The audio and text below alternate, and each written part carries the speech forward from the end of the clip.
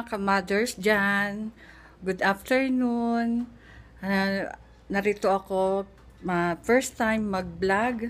At ngayon ay ipapakita ko sa inyo yung aking nilutong tanghalian namin. Ito po yun.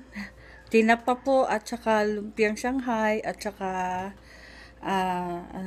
yung nilagang gulay. Tignan nyo po muna itong aking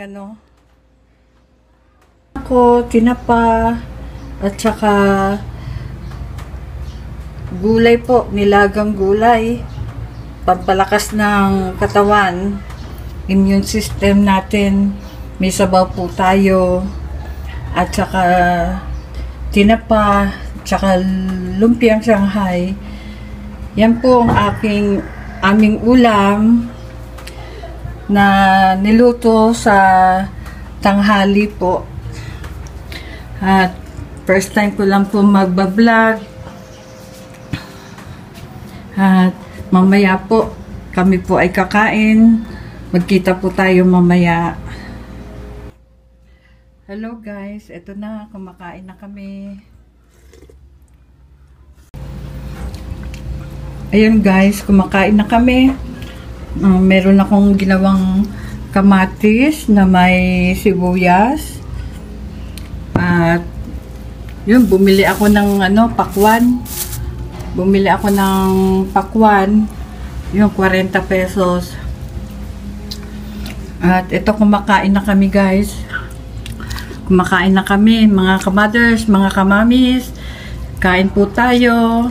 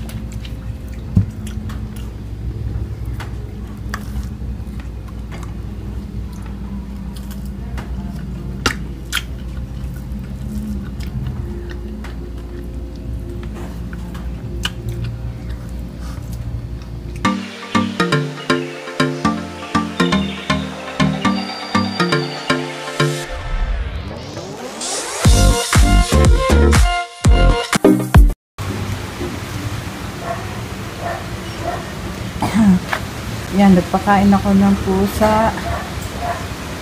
Sarap na sarap sila dahil isda, tinapa. May kanin. Maya bus na yan, busog na sila. Ang palaya, isang buwan lang yan, namunga na sila. Ayun, ito may malaking bunga na. Pinalastik ko para hindi kainin ng mga bubuyog, ng mga insekto. Ito, ayun, malalaki na sila. Yung mga ampalaya ko. Yung isa na harvest ko na, niluto ko na po kahapon. Linisa ko na sa itlog yung ampalaya. Yan ang munti ko Ito naman, may malunggay ako. Mayroon akong malunggay dito. Yan po ay marami po nangihingi ng aking malunggay. Meron din po saging. May bunga na yung saging. Na-harvest na po yung isa. Yung isa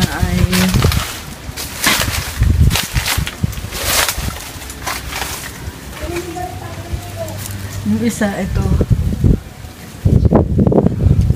Siguro mga pa yan. Siguro mga 1 buwan pa ho yan bago ma-harvest. Ito yung mga maliliit pang saging. Ito sa likod ng bahay ko.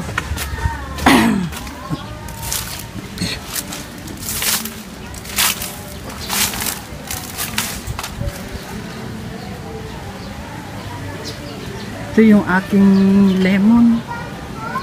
Kailan kaya ito mamumunga? Isang taon at kalahati na eh. Wala pang bunga. Lemon ko.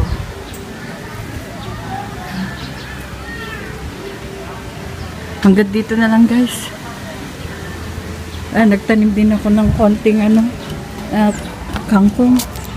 Ayan sa paso. Nagtanim ako ng kangkong sa paso. Baka kahit paano may magamit, ma-harvest. Konti nga lang kasi wala na mapagtaniman. Sige guys, hanggang dito na lang po mga kamothers, mga kamamis. God bless po sa inyo lahat.